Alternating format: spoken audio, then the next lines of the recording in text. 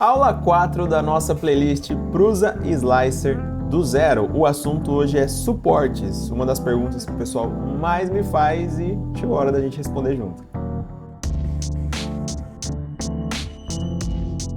Seja muito bem-vindo, muito prazer, meu nome é Hugo Lopes. Se nós estamos nos conhecendo agora, é muito provável que você tenha perdido as nossas primeiras aulas, então estou deixando marcado aqui a nossa playlist para você poder assistir na ordem, caso seja do seu interesse.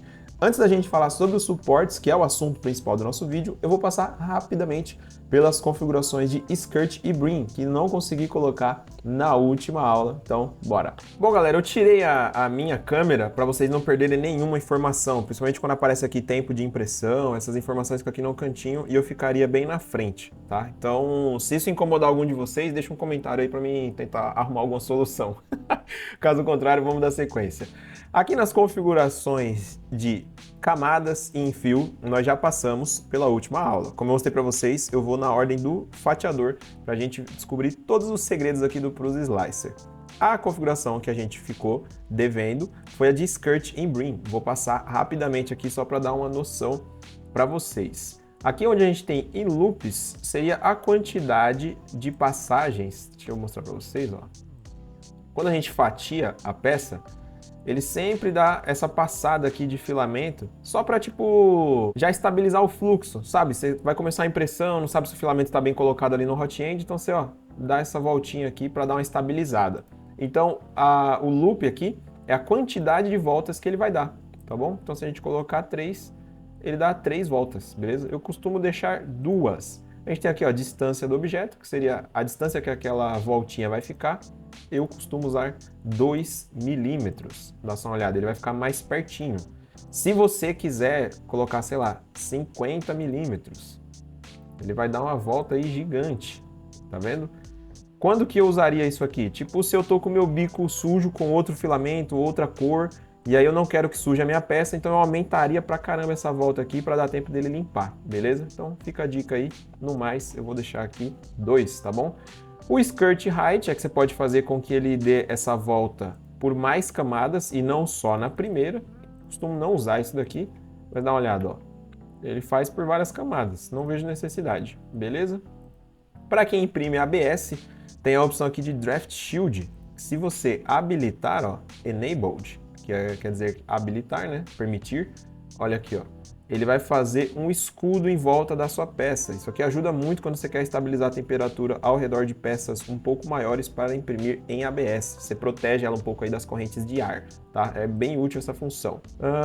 Essa opção aqui é avançada, a gente vai falar sobre ela agora. E tem o Brim, tá? Também é útil quando a gente está usando ABS ou peças articuladas, peças pequenas. Então, para você fixar melhor a peça na mesa, você coloca aqui, ó, Brim, Outer Brim Only ou No Brim.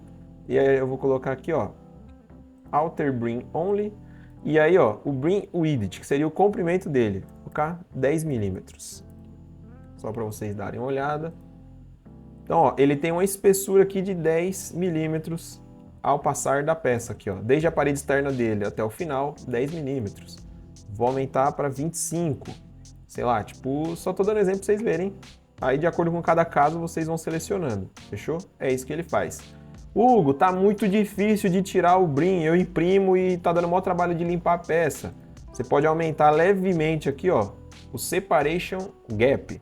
Eu vou aumentar ele absurdamente só para vocês terem a noção da diferença. Ó, coloquei 1 milímetro. Tá vendo que ele afastou da peça? Se você coloca um Brim com distância de 1 milímetro, não adianta de nada, tá? Foi só para vocês verem de forma grotesca. O ideal é que você coloque aqui 0.1, 0.2, coisinha mínima assim, ó, tá vendo? Só para ajudar mesmo a ficar mais fácil de tirar. Mas lembrando, a função do Brim é fixar a peça na mesa. Se você faz ele afastado da peça, ele não vai fixar tão bem assim. Então, use com moderação ou nem use, tá bom? Vou deixar desativado aqui, já vou deixar essas funções que a gente vai salvar elas. Agora, sem mais delongas, vamos clicar aqui, abrir a caixa de Pandora. Rapaziada, é o seguinte, as configurações de suporte, elas têm que ser mescladas, tá bom? Com uma configuração que a gente tem aqui na tela inicial, que é o pincel de suportes. Eu vou primeiro mostrar todos os parâmetros, a gente vai ver as diferenças deles. No final, eu dou um exemplo de pintura de suporte. Já mostrei isso aqui na aula de interface, mas vale a pena a gente dar um review aí, beleza? Começando aqui pela mais óbvia, né? Generate Support é se você quer gerar material de suporte ou não. Se tiver desabilitado, você vê que eu fatiei a peça aqui, ó. Por mais que tenha ângulos agudos, ó, ele não gera suporte, beleza? Então vou habilitar suportes aqui, ó. Ele pergunta se eu quero ativar a detecção de pontes. Eu não quero ativar.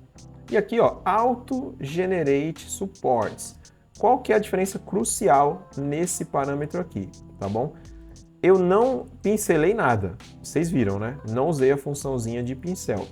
Vou desabilitar aqui o Auto Generate. Vou fatiar, ó, não aparece suportes. Mesmo que eu falei, ó, pode gerar os materiais de suporte. Falei pro fatiador. Mas se eu colocar para não gerar automaticamente, ele só vai gerar se eu usar o pincel. Dá uma olhada aqui, ó. Vou fatiar. Percebeu a diferença? Então, a gente vai colocar em auto-gerar, porque por enquanto eu ainda não vou mexer no pincel, beleza? Vou até remover todas as seleções. Ok. Eu falei para vocês, vou mostrar primeiro os parâmetros. Então, vou colocar para ele gerar automaticamente os suportes. Overhang Threshold. O que é isso aqui? É o limite de overhang. E aqui tem um detalhe, pessoal. Como eu sei, né, que a grande audiência dessa playlist aqui, eu acho que vai ser composta por pessoas que estão migrando do Cura para o Prusa Slicer, nesse parâmetro específico a gente tem uma diferença muito distinta entre os fatiadores. Para poder explicar de maneira mais visual, eu montei um esqueminha gráfico aqui e aí eu vou mostrar para vocês agora. Pessoal, o que acontece aqui é o seguinte, tá bom? O Cura, que eu acredito que alguns de vocês estejam acostumados, a menos aqueles que estão começando agora no fatiador, então esse momento você não precisa viajar muito na referência, você já vai aprender a certa para o Prusa Slicer. Mas para quem vem do Cura, a gente precisa fazer uma reversão aí de ideias, vamos chamar assim, vai. E é o seguinte, quando você vai configurar o seu overhang no Cura, que ele também tem essa opção, a gente fica em torno ali de 50, 55, 60, e isso tem uma razão. O Cura considera como overhang, ou seja, um ângulo que está acima do limite, sempre em relação à peça, tá bom? Então a peça ele considera como o 0 graus, tá? A gente tem aqui, ó, duas linhas que estão perpendiculares. E aí, se esse ângulo ultrapassar aqui, ó, na lateral da peça, considerando aqui a vertical, se ultrapassar, sei lá, os 60 graus, digamos que fosse uma linha aqui, aí beleza, o Cura vai considerar isso como overhang. O Prusa Slicer considera o oposto, tá bom? Então, para ele, overhang é em relação à mesa de impressão. Então, aqui seria o ponto zero e aí o overhang seria subindo para cá. Nessa peça, tá bom? Eu vou mostrar ela para vocês depois, a gente vai pintar aqui os pontos de suporte, por isso eu estou usando ela como exemplo, porque a gente vai ver ela já já. Esse ponto da lateral desse busto foi feito pelo modelador para que não fosse usado suporte. Então nessa lateral, você pode ver que no Cura, se a gente for considerar em relação à peça, a gente tem menos do que aqueles 55 graus, 60 graus. Então aqui não usaria suporte nessa lateral, tá bom? No Prusa Slicer, a gente coloca esse limite ao contrário. Digamos que você coloque 55 graus no Cura, então aqui no Prusa, para completar os 90, lembre-se, né, que da vertical para horizontal a gente tem uma diferença de 90 graus, então do 55 para 90, a gente teria aí 35 graus, tá bom? Isso seria o ideal. Supondo que você tenha feito o teste na sua impressora, tá bom? Aí você testou o limite de overhang. Então aqui, ó, como é o contrário, o Prusa Slicer vai considerar como overhang tudo que seja menor do que 35 graus. Compreende? Então, como a gente tem um ângulo aqui maior do que 35, ele também não colocaria suportes aqui. O que a gente tem que lembrar é que, dependendo do fatiador que você está usando, a sua referência de angulação, o limite, vai ser considerado de maneira diferente. Então, vou mostrar um outro exemplo aqui onde haveria suporte para que você perceba aí a diferença entre os valores, tá? Aqui, a gente tem um ângulo já muito mais agudo, onde precisaria de suporte, que seria o queixo, tá? Do nosso mestre Yoda aqui. O que acontece? Como a gente teria o nosso limite em 55 graus no Cura, aqui ultrapassou de 55. Então a gente sabe que a gente está acima do limite de ângulo. aí teria que colocar suporte. Tanto que se você colocasse no fatiador 55, ó, ele ultrapassou. Ele ficou em 58. Precisa de suporte. No Prusa Slicer, tá vendo que eu estou mostrando para vocês aqui o mesmo ângulo, ó, a mesma linha, tá? A diferença é a referência, porque o Prusa está usando, ó, entre essa linha e a mesa de impressão, ou seja, a horizontal. Aqui a gente tem 32. Lembra que eu falei para vocês? A gente tem que ter um total aqui de 90 graus, certo? Os 55 considera no Cura, no Prusa seria 35. Ou seja, o nosso overhang, digamos que essa linha tivesse mais para baixo aqui, ó. Então o queixo tivesse ainda mais agudo. Isso aqui seria, sei lá, 27 graus, 25 graus. Também precisa de suporte. Tudo que tiver abaixo dos 35 precisa de suporte. Então veja, ó, aqui está abaixo de 35. É um limite agudo do queixo. Vai suporte. Aqui a gente está acima dos 35. Ó, não precisa de suporte. É uma angulação tranquila para fazer. Então só tomem nota, estou deixando aqui bem claro. Para quem está começando, você já entendeu. Se você chegou no Prusa hoje e nunca usou o Cura, para você já está intuitivo. O que você precisa saber é isso. O seu limite de overhang aí você vai testar. Ah, minha impressora faz no máximo 75 graus. Ela faz no máximo 60 graus. No máximo 55. No Prusa, quando a gente for configurar, e é o que eu vou configurar para vocês verem agora, a gente considera o oposto, tá? Porque a referência é a horizontal. Fechou? Qualquer dúvida que vocês tenham, deixa um comentário aí. Agora eu vou mostrar para vocês o restante das configurações. Bom, galera, eu já fiz alguns testes nas minhas impressoras. A maioria consegue imprimir com tranquilidade em até 30 graus de overhang. Ou seja, tá? Para você entender de uma vez por todas. Para quem está no Cura, você colocaria 60 graus lá no seu fatiador, certo? E aí, quando tivesse um ângulo superior a esse de inclinação, haveria suportes. Aqui no Prusa, eu estou colocando 30. Se tiver um ângulo menor do que esse, aí ele vai colocar suportes. Fechou? Então você faz seus testes de overhang aí da mesma maneira, só lembre-se que a referência do Prusa Slicer é o contrário. E ele ainda deixa essa legendinha aqui para você não se esquecer também, ó. 90 graus igual vertical. Quando vai deixando de ser vertical, deixa eu voltar a câmera aqui, só um minuto. Então, ó, se 90 graus é a vertical, conforme vai diminuindo esse valor, deixa de ser vertical. É assim que ele faz a referência, fechou? Em relação à mesa. Então, em relação à mesa que está na horizontal, 90 é isso aqui. Conforme vai diminuindo, mais próximo da mesa, a peça está mais inclinada. Fechou? Espero que vocês tenham entendido. Deixa um comentário aí para saber se eu fui claro. Bom, essas partes mais avançadas aqui eu não costumo nem usar, tá? Vou ser bem sincero com vocês. A parte de reforçar o suporte aqui pelos primeiros X layers, eu não uso muito essa função. A First Layer Density, eu deixo aqui bem próximo de 100, tá? Porque aí ele vai fazer linhas muito próximas ali no suporte. E o First Layer Expansion. Vou mostrar para vocês a diferença já dos dois de uma vez. Vou baixar para 50. Vou colocar o Expansion aqui, ó, em 5. Dá uma olhada, vamos fatiar. Repara que as linhas ficaram espaçadas aqui, tá bom? E a gente tem uma certa distância da linha de suporte aqui, ó, da base em que ele é construído, que seria essa primeira camada, tá bom? Em relação à peça, tá?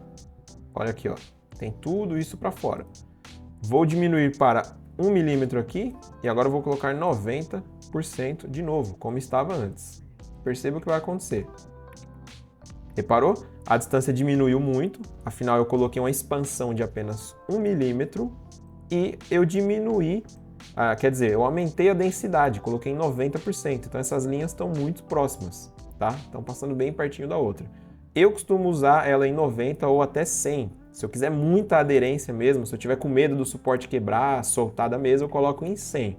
Fica a seu critério. Você pode usar 90, 100 ou até diminuir, se você sabe que é um suporte seguro e tal. Igual essa peça mesmo dá pra gente ir de 50 aqui tranquilo, mano. Tá? Fazer linhas espaçadas aí sem crise. Só no Expansion que eu não recomendo que você use tão pouco, tá? Eu uso aqui de 5 mais ou menos, 6 às vezes. Vou deixar 3 aqui, que é o padrão que veio. Mas lembrando que você pode mudar sempre que quiser. Beleza? Vamos imprimir dessa forma. Aqui, ó. Beleza.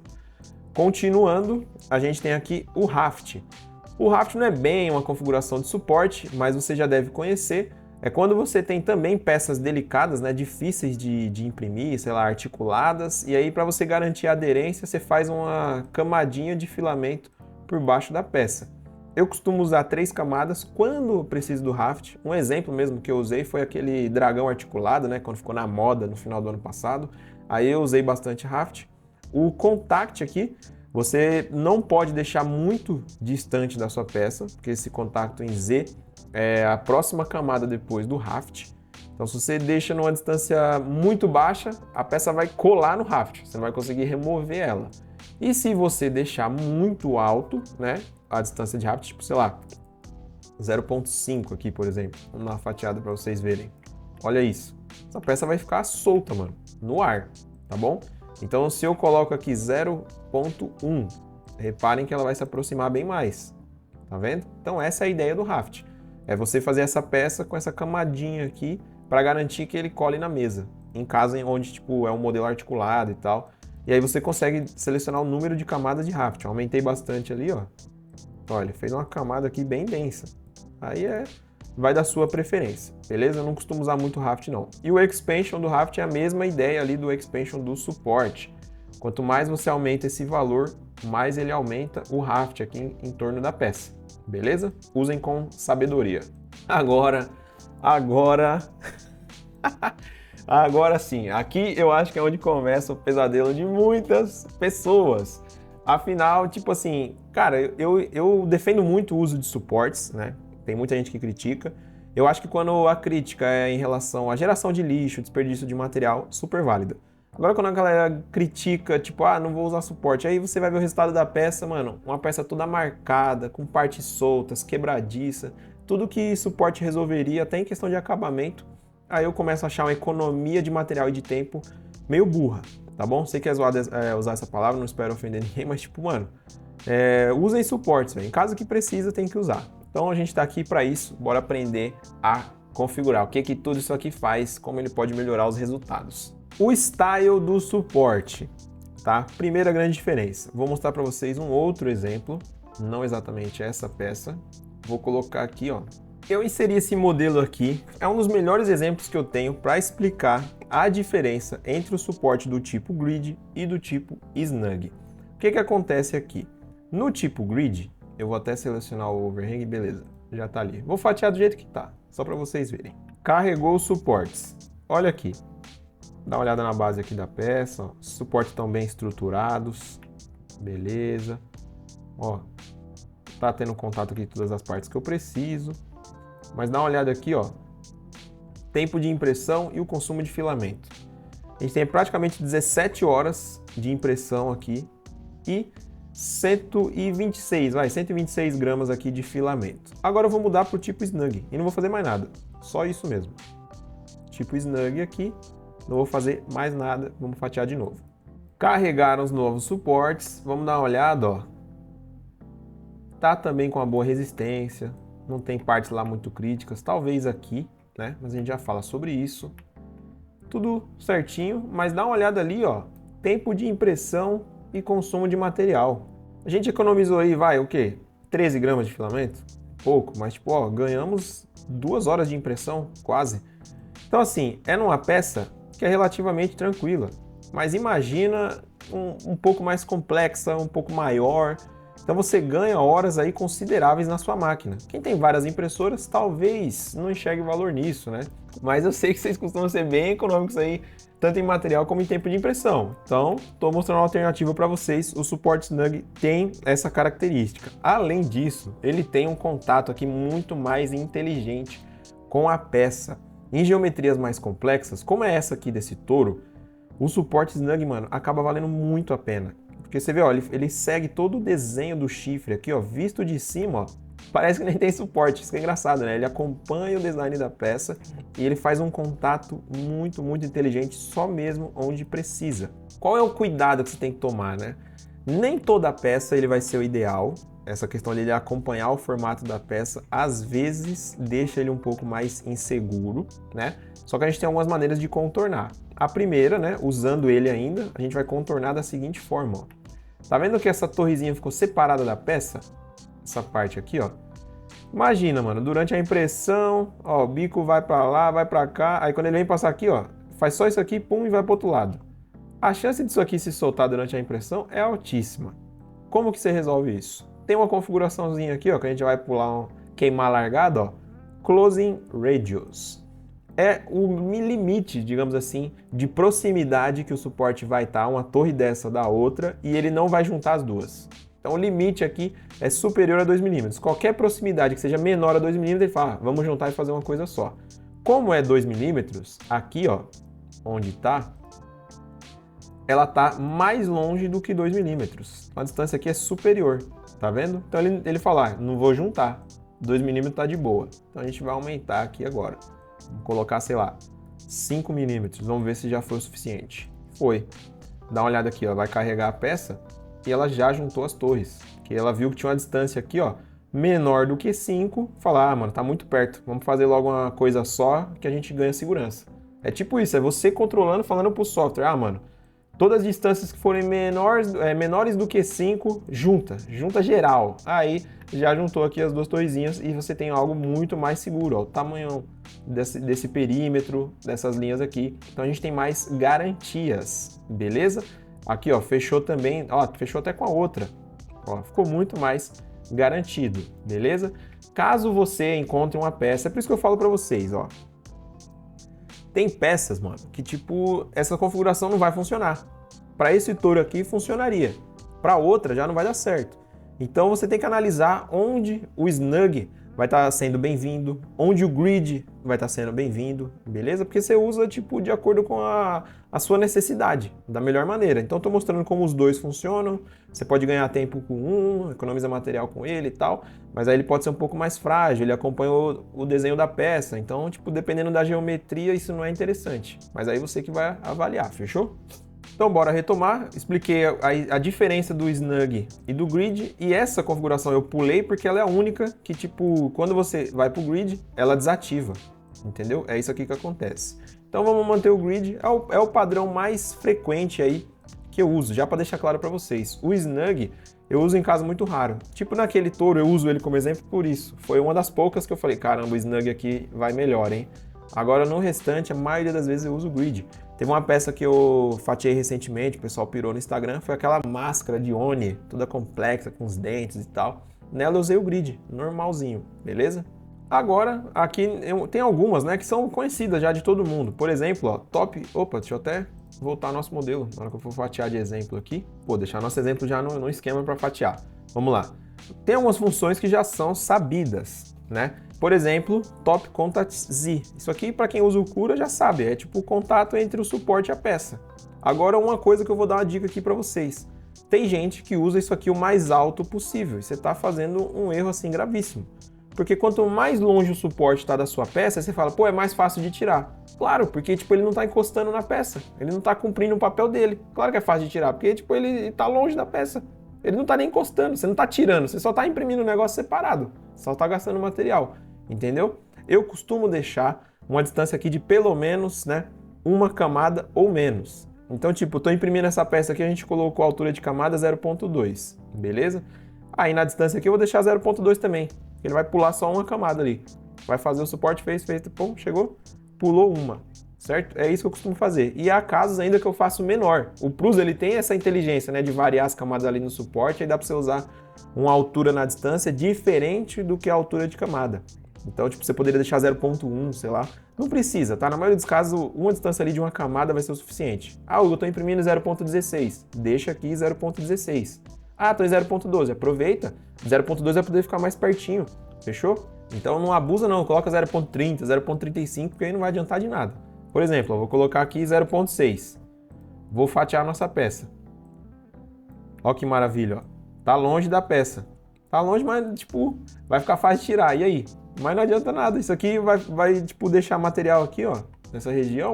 Na hora que ele for fazer todas essas linhas sólidas aqui, nessa distância, mano, vai ficar tudo cagado, beleza? Então não adianta, mano, tipo, achar que o suporte tem que ser só fácil de remover, entendeu? Ele não tem que se fundir com a nossa peça, a ponto de, tipo assim, quando eu for tirar, ele quebra a nossa peça. Agora, só fácil por fácil, não adianta, você tá só gastando material. Aí eu concordo, não adianta mesmo usar suporte, beleza? Então usem com sabedoria. Bottom Contact Z seria o oposto. Quando a gente tem uma peça que tipo, vamos supor que tivesse... Como que eu vou mostrar esse exemplo? Imagina que você tivesse... Pera aí, vou fazer um esquema. Beleza, fiz uma gambiarra aqui para mostrar para vocês. Imagina que você fosse imprimir uma peça igual essa. Você tem a parte de baixo aqui, mas a parte de cima precisa de suporte. Então ele vai ser construído em cima da peça. Então esse bottom aqui do suporte é quando ele está em contato com a peça. Então se você colocar que você quer o mesmo da parte de cima, aí ele vai fazer igual, mesma distância. Ele vai pular uma camada e vai deixar suporte ali. Aqui tem casos em que eu aumento. Acabei de dar um discurso, né? Mas tem casos aqui que eu aumento sim essa distância. Então, tipo, sei lá, eu coloco 0.32, 0.24, porque quando ele vem por cima, deixando o filamento quente na peça, mano, aí gruda bastante. Então compensa. Agora, quando é por baixo, mano, que aí ele faz o suporte depois vem com a peça por cima, pode deixar uma camada aí tranquilo. Fechou? Mas aqui, nesse caso, eu também deixaria o igual. A maioria das vezes eu deixo igual. Salvo alguns casos assim que eu sei que vai ser difícil mesmo, aí eu mudo, beleza? Vamos retomar nosso exemplo original. Aqui em padrão, é o padrão de suporte, então tipo, retilinear é o normal. Vou fatiar aqui para vocês, esse é o padrão normal, tá bom? Retilinear. Se você mudar aqui para Honeycomb, ele só muda o padrãozinho da construção do suporte. A gente tem aqui, ó, Shelf Around the Support. O que acontece? Quando ele é criado, a gente está colocando, ó, uma parede em volta dele. Se você, deixa eu voltar aqui, desabilitar, ele vai gerar o suporte sem aquela parede, tá bom? Isso aqui são só as linhas de suporte. Eu uso sem. Eu acho até mais fácil de tirar, porque aí eu quebro o suporte, igual tem essas linhas aqui, eu pressiono o dedo aqui entre elas, tal, amasso e sai fora, alicate. Então eu não costumo fazer essa parede aqui não. Gasta mais material e é mais tempo que vai para o espaço. Não costumo usar não. Feather Spacing. O que acontece? Vou mudar aqui, ó, tá 2,5, vou mudar para 5. Vocês vão reparar na hora a diferença. Já percebeu, né? É a distância entre essas linhas que compõem o suporte. Se você coloca 1 agora, eu vou sair de 5 e vou colocar 1. Percebeu? Então, o que isso aqui muda? O que eu faço tal? Quando você precisa de mais sustentação na peça, essa aqui, por exemplo, aí eu faria ela com tipo 2, 1,5, sacou? Porque é uma peça retinha. Então eu preciso que o suporte sustente ela em todo o percorrer aqui. Deixa eu chegar na altura de camada perfeita aqui para mostrar. Aqui, ó. Eu preciso que essas linhas tenham suporte, ó, em todo o desenhar da parada, tá bom? Aqui, ó. Então eu faria nessa distância. Se é uma peça mais tranquila, você sabe que não precisa, mano, aumenta aqui drasticamente. Isso vai ajudar muito a você remover o suporte, que ele vai ficar muito mais frágil, muito mais fácil de quebrar. Beleza? Então, fica a seu critério aí de acordo com a peça. Vou manter aqui no padrãozinho que estava.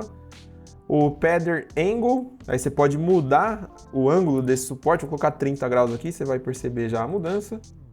Reparou, né?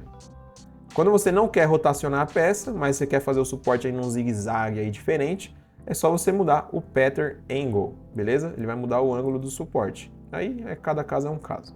A gente tem aqui Closing Radius, já mostrei. Top. Agora a gente vai chegar, mano, de verdade, foca em mim aqui. Olha aqui, ó, nos meus olhos. Tudo que eu falo aqui é pro seu bem, tá? A gente vai chegar num parâmetro agora que é um dos mais importantes para você ter sucesso nos seus suportes, tanto em estética, né, no acabamento da peça, como também em funcionamento, um suporte bem sucedido, porque é o ponto de contato entre a estrutura de suporte e a sua peça final. Então, qual é o meu pedido aqui? Por favor, preste muita atenção a partir de agora nesse próximo parâmetro. O interface, aqui ó, Top Interface Layers e Bottom Interface, são essas camadas de suporte que você vê aqui um pouquinho mais sólidas. Sabe esse verde escuro aqui, ó? É só o contato do suporte com a peça. Tem gente que usa 100, então vou colocar aqui, ó, 0. Vou desligar. Perceba aqui, ó, se você faz uma peça e imprime desse jeito, ó. Dá uma olhada nisso aqui. Vamos imaginar, a impressora tá vindo, ó, chegou na camada em que ela vai precisar do suporte, é bem nessa camada, ó. Olha essa primeira linha que ela ia fazer no ar. Começou já fazendo, ó, tudo isso aqui no ar, fez um bridge, mas vamos continuar. Aí ela fez mais um pouco aqui, ó. Percebe que o espaçamento desse suporte está fazendo com que o resultado não seja tão garantido por ele? A gente está realmente desperdiçando material? Porque a gente está colocando um suporte aqui que está segurando em pouquíssimos pontos. Aí, se você, mano, seja usando o Cura ou o Prusa Slicer, quando você ativa as interfaces de suporte, olha a diferença. Você pega aqui, ó, as linhas, elas sempre têm alguma coisa sustentando. Você fez toda uma caminha aqui, ó, do suporte. Aquela mesma linha que antes, ó, tava sem sustentação nenhuma, agora, ó, ela tem alguém com ela aqui, ó, o tempo inteiro. Ela tá bem acompanhada aqui durante todos os instantes. Mesma coisa aqui, lá, isso se repete. Então, velho, mano, isso aqui é primordial. Primordial. Seja qual for o fatiador que você está usando, tem que ativar a interface de suporte quando estiver usando suportes. Pelo amor de Deus, coloque na sua cabeça, guarda no coração, escreva com letras de ouro e nunca mude essa opinião, tá bom? Agora aqui, o botão interfaces, eu costumo usar também, afinal a gente sempre tem contato ali, igual aquele exemplo maroto que eu acabei de mostrar. Então, assim como eu quero um bom acabamento em relação ao suporte na parte superior, na parte inferior eu também quero. Então, eu deixaria ativado. Padrão da interface. Então, tá vendo que essas linhas aqui, elas têm um padrãozinho, né? Elas fazem um zigue-zaguezinho aqui, deixa eu mostrar. Tá vendo? Ela tem esse padrãozinho. Você pode mudar se você quiser. Tem o retilinear, concêntrico, ó. Olha a diferença. Eu não costumo usar esse aqui não, tá bom? Eu uso mais o retilinear mesmo, eu acho mais legal. E aqui temos um outro ponto. Eu acabei de mostrar para vocês o quão importante é uma boa interface de suportes, qual o papel que ela cumpre ali. E aí você vê aqui o padrão de espaço da interface, né? Ou espaço entre o padrão da interface. E aí você decide, vou aumentar esse valor, vou deixar ela mais espaçada. Dá só uma olhada. Você vai falar, não, quero 5 mm aqui no padrão da interface. Vamos fatiar. Que interface é essa aqui, velho? Tá vendo? Ah, não, Hugo, 5 foi muito, pô, exagerou, calma aí, vou pôr 1 mm. Beleza. Perceba, tá? E tenha em mente que a sua peça, quando ela for construída, ó, essa linha vai passar aqui, aí ó, vamos lá. Ela tá vindo aqui. Ah, aqui ela tem suporte, aqui não tem, aqui tem, aqui não tem, aqui tem, aqui não tem. Reparou? Então, tipo, ela é um sim, não do caramba aqui. Aqui tem, aqui não tem, aqui tem, aqui não tem. Então, mano, você tá fazendo, beleza, ela tem sustentação lá até o final, com alguns espaçamentos. Mas tudo isso vai refletir na sua peça, vai refletir no seu resultado. Se você não deixar isso aqui, ó, zerado, a interface aqui, ó, distância entre a interface, 0, não quero distância entre a interface, não quero. Aí você vai fatiar, ó, pronto. A linha aqui, ó, ela vai ter um acompanhamento durante todo o período. Pô, Hugo, mas isso não quer dizer que vai grudar mais? Cara, até vai. Eu imprimi um exemplo ali, ó. Tô falando antes de testar, tá bom? Depois eu vou mostrar pra vocês destacando. Não vai ser fácil de remover. Mas, mano, você quer um negócio fácil ou bem acabado? Então é decisão. Então, tipo assim, você... Ah, não, Hugo, eu quero que seja mais rápido, porque perde muito tempo nessa interface. Então, eu não quero ficar fazendo interface, não. Quero economizar material, aí beleza. Só que você está abrindo mão do resultado da peça, fechou? Meu amigo Vazan, Guilherme Vazan, fala muito sobre isso. Então, é escolhas. Quando você está escolhendo algo, está renunciando outra coisa, tá certo? Então, tipo, tenha isso em mente. Você quer uma recomendação? Use sempre interface de suporte no máximo da densidade dela. Isso serve para o Cura. Se você quer usar a interface no Cura, 100% da densidade sempre. Ah, vou usar o Prusa mesmo, Hugo, tô aprendendo contigo. Beleza, deixa sempre zerado. Ponto final. Period. Não se fala mais nisso. Interface loops. Isso aqui eu não mexo, beleza? Suporte on build plate only. Isso aqui é legal. Quando você tem uma peça mais complexa, tipo... Deixa eu ver se eu consigo voltar o exemplinho aqui. Acho que eu consigo. Consigo, beleza. Agora sim. Tinha dado um bug ali, não tinha mesclado. Então, ó, você está construindo suportes em cima da peça. Tá vendo? Se eu colocar aqui, ó, Supports on build plate only. Dá uma olhada na diferença. Ele não faz mais suportes em cima da peça. Tá proibido. Você falou pro fatiador, cara, eu não quero suportes em cima da minha peça. Ah, mas Hugo, aqui vai ter um problema aqui, mano. O fatiador fala pra você, né? Você falou pra ele, meu irmão, eu não quero, velho. Não quero. Suportes apenas na mesa de impressão. Beleza. O fatiador vai falar, o Hugo sabe o que ele está fazendo. Assim como ele vai falar pra você aí, ó. Você sabe o que você está fazendo? Então, essa função use com sabedoria. Quando for uma peça aí que você sabe que só precisa na mesa, você taca o pau, beleza? Essa aqui é muito importante também, mas aí você pode ser um pouco mais livre aqui. Eu já ouvi de todo tipo, tá? Todo mundo tem uma experiência diferente com essa função aqui. O XY Separation Between Object e Support. Deixa eu voltar nosso exemplo aqui. Voltamos. Vou fatiar nosso suporte. Reparem, tá tudo bonitinho aqui, tudo lindo. Vou colocar aqui, ó, 5 milímetros. Chutar a barraca aqui, ó. Dá uma olhada no que vai acontecer. Perceberam, né? Isso aqui, você tá falando pro Prusa, cara, eu não quero que os suportes cheguem perto da minha peça na direção horizontal. Isso é perigoso. Gera muito fiapo, o suporte pode acabar colidindo com a peça, eu não quero. Aí o Prusa fala, você tem certeza? Tem casos que isso dá problema. Você fala, eu tenho certeza. E aí você pode fazer isso, tá? Eu costumo usar uma distância aqui de 0.2, 0.4, tá bom? Então eu gosto de deixar o suporte bem pertinho da peça aqui para que ele faça o máximo de apoio. Repare aqui, ó, quando começa a precisar, ó, ele tá tão perto que a linha aqui, ó, ela tem pouquíssimo espaço sem sustentação, tá bom? Então eu costumo deixar bem próximo. Ah, Hugo, eu tô tendo problemas, quero aumentar. Pô, vai testando aí, 0.6, 0.8. 0.8 eu já usei pra caramba. Quando eu tinha medo de suporte, que eu queria tirar mais fácil, eu usava 0.8. Falava, mano, vou pôr numa distância segura. Eu pensava, né? Vou colocar numa distância mais segura assim pra ficar mais fácil de tirar. Então fica a seu critério.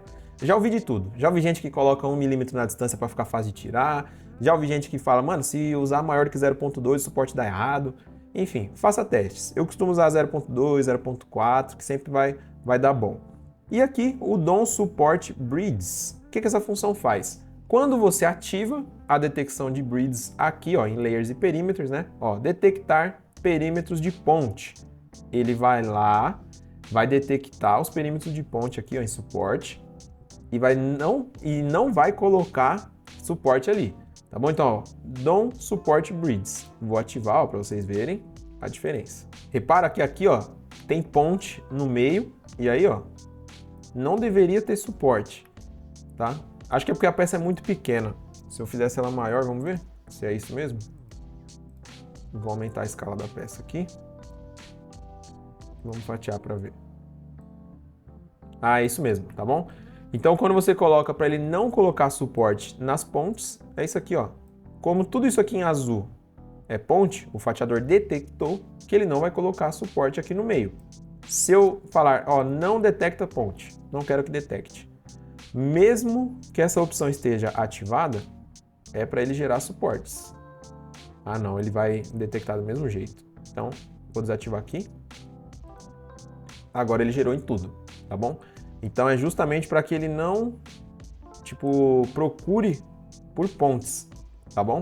Então ele não vai ter essa aqui, ah, não suportar pontes. Aí fica a seu critério. Você fala, não, essa ponte aqui dá para fazer sem suporte. Aí você vai e tica ali. Fica a seu critério. Eu costumo deixar assim desabilitado, eu coloco suporte em tudo. Por último, essa função que ela só está disponível, né, com múltiplos extrusores, se eu não me engano. Eu acho que é isso, tá? Para sincronizar o suporte com layer para tipo já purgar material. Enfim, configuração avançada que fica para uma próxima. Já vamos fatiar nossa peça aqui, mas agora no original dela. Vou fatiar esse testezinho. Isso aqui é um exemplo que eu usei, tá? Não vou disponibilizar esse arquivo porque não precisa, mas vou fatiar ele, tentar tirar esses suportes e mostrar para vocês. Rapidinho aqui, ó, 45 minutos, então bora. Bom, pessoal, dá só uma olhada aqui na peça, eu separei pra gente. Como eu disse durante a aula, tá? A gente consegue quebrar aqui com a mão, apertando e tal. Só que eu tava numa fé muito grande em duas coisas. Primeiro, que eu ia conseguir remover tudo com a mão, não vai rolar, vocês vão perceber. E também eu achei que o foco da câmera estaria comigo em todos os momentos. E ele também me deixou na mão. Mas vocês vão reparar que o suporte deu certo aqui na remoção, ó. Quase até caiu da minha mão. Mas vejam que a interface, ela resistiu. Então ela ficou ainda colada na peça. Apelamos para o alicate e eu vou deixar vocês com o crack aí.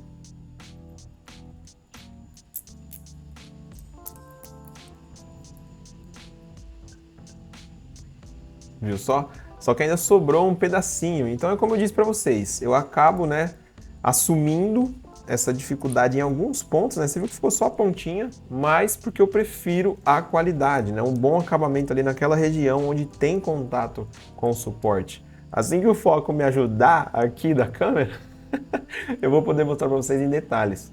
Vejam, ó. Olha a qualidade que ficou, mesmo numa superfície em contato com o suporte. Dá só uma olhada nisso aqui, ó, na parte de baixo. Então assim, ficou muito bom. Não há o que temer em relação aos suportes, desde que a gente use quando precisa e com sabedoria. Eu duvido se depois dessa peça você não está muito mais tranquilo em relação de usar suportes agora nas suas peças, em casos que realmente precisam, né? Você não vai usar à toa também, mas agora quando precisar você vai perder o medo. Separei uma peça aqui só pra gente dar uma relembrada naquela parada do pincel, então vamos dar uma olhadinha aqui. Quem já assistiu às primeiras aulas viu aqui nas ferramentas de interface que a gente tem como pintar onde a gente quer suporte. Então agora eu vou mostrar para vocês, né? Eu já tinha comentado um pouco antes, se eu não me engano. Se você vir aqui ó, em Highlight Overhang by Angle, ele vai mostrar para você, de acordo com o ângulo que você colocar aqui, as regiões que estão ultrapassando esse limite de inclinação, tá? Então, lembra que eu falei para vocês que o exemplo aqui seria 30 graus de overhang. Então, eu vou pedir para ele mostrar para a gente tudo que tem mais do que 30 graus aí de inclinação. E olha só o que a gente encontrou. O queixo aqui vai precisar de suporte, então já vou dar um talento nele. A orelhinha aqui precisa, tá bem inclinadinha. Colocar aqui também. Ó, dentro da orelha ali, ó, vai precisar, vou dar uma pincelada aqui também. Essas regiões, se eu fosse imprimir essa peça maior, talvez precisaria, tá bom? Aqui na boca e tal, mas como eu estou imprimindo ela bem pequena, 70 milímetros, deixa eu tirar minha cara da frente. Aqui, ó, estou fazendo ela com 70 milímetros de altura, então eu não vou colocar, não vai precisar, tá bom? A pecinha é muito pequenininha. Tem essa região aqui também, ó, a impressora vai fazer tranquilo isso aqui sem suporte. Por isso que é legal a parte do pincel, porque quando você vai ganhando mais experiência, você sabe alguns pontos que precisa e que não precisa. Beleza? Então lembre-se, quando você usou a parte de pincel, tá confiante aqui no que você fez, você tem consciência do que está fazendo, não deixe aqui o Auto Generate, ó. Até desliguei ele, beleza? Eu só quero gerar suportes. Então vou para rodar aqui, ó. Gerada a nossa pecinha com suportes devidamente colocados, tá bom? Vou imprimir ela agora. Deixa eu dar uma olhada quanto tempo vai levar. 2 horas e meia, rapidão, rapidinho. Já está pronto, então bora!